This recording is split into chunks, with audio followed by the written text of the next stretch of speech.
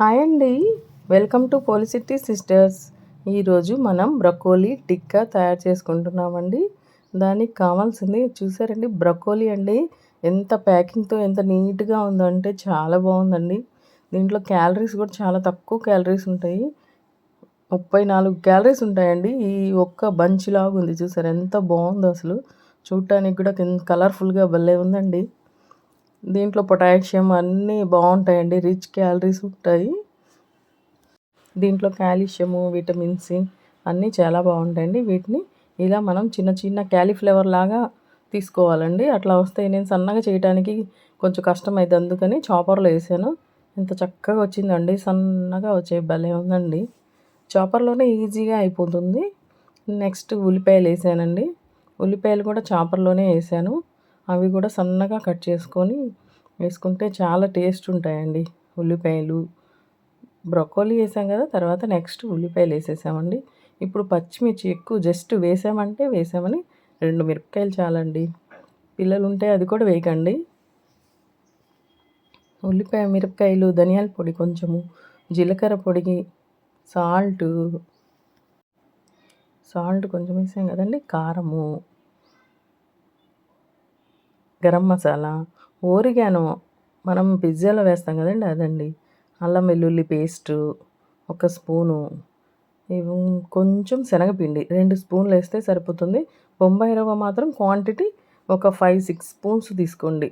ఇప్పుడు మనం కలుపుకొని వేడి నూనె, మరుగుతున్న నూనె 2 స్పూన్లు వేస్తే సరిపోతుంది. ఇవన్నీ చక్కగా కలుపుకోవాలండి. ఆ వాటర్కి అది గట్టిపడుతుంది. ఒకవేళ లేకపోతే మనము ఇలా ఒక ముద్ద చేసుకొని చూస్తే మనకు అర్థమవుతుంది, అలా వస్తుందా లేదా, మనము బిళ్ళలాగా వస్తుందా లేదా అని ఒకటి నొక్కి ట్రై చేయండి. నాకైతే రాలేదు, అందుకని 2 స్పూన్స్ వాటర్ పోసేసి చక్కగా కలుపుకున్నానండి. ఇప్పుడు ఎంత చక్కగా చూసారా వచ్చేసాయి టిక్కీలు. ఇప్పుడు టిక్కీలన్నీ ఇలా నేను ఒక ప్లేట్లో ఒక 6-7 చేసి పెట్టుకున్నానండి. పక్కన ఒక పెనం పెట్టేసేసి దాంట్లో ఆయిల్ జస్ట్ మనం పూయాలండి, అంతే, వేయక్కర్లేదు. ఆయిల్ చాలా తక్కువ పడుతుందండి. పైన కింద జస్ట్ మనం ఆయిల్ అప్లై చేస్తే సరిపోతుంది. చక్కగా టిక్కీలన్నీ ఒక 6-7 పట్టాయండి మా పెనం మీద అయితే. నేను అలాగే అన్నీ పెట్టేసుకొని ఒక్క నిమిషం కాలవడం కూడా చాలా ఈజీగా అయిపోతుందండి. మళ్ళీ అటు ఇటు తిప్పేసేసి ఒక్క 2 నిమిషాలు ఉంచాను. ఇలా వెంటనే చక్కగా రోస్ట్గా కాలేయండి. తింటే మాత్రం బాగుంటున్నాయి. ఇలా ఇంకొక ప్లేట్లో కూడా నేను కొన్ని తయారు చేసి పెట్టుకున్నాను. ఇవి తీయంగానే ఒక ప్లేట్లోకి చక్కగా వచ్చేసాయండి. అసలు ఏం కదలకుండా వచ్చేస్తాయండి మనకి. చాలా ఈజీ అండి చేసుకోవడము. చక్కగా వచ్చేసాయండి. నేను ఇంకొక ప్లేట్కి చేసి పెట్టుకున్నాను కదా, అదన్నీ పెన్నం మీదకి మళ్ళీ పెట్టేసుకుంటున్నాను. ఒక్కొక్క టైంకి నాకైతే ఒక 7 పెట్టానండి నేను, 6-7 అలా పెట్టాను. చక్కగా మనకి ఇంట్లోకి 2 సార్లు పెట్టేస్తే పిల్లలకి మనకి సరిపోతాయండి. దీనికి నేనైతే సాస్తో సర్వ్ చేసుకున్నాను.